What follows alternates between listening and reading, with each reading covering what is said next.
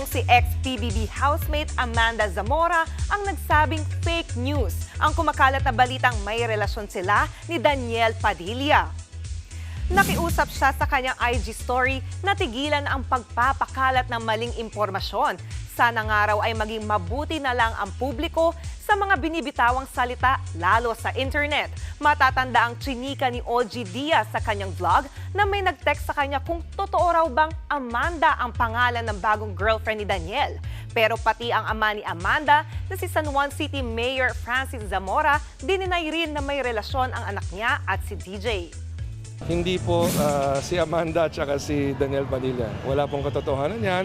At kung meron mang mga taong nagsasabi na sila, ako na po ang nagsasabi na hindi po yan totoo. So si Daniel Padilla po ay kaibigan ko. That's why I was very honored na ako po ang napili ng kanilang pamilya na mamuno ng kasal po ni JC at kinuha rin po akong ninong.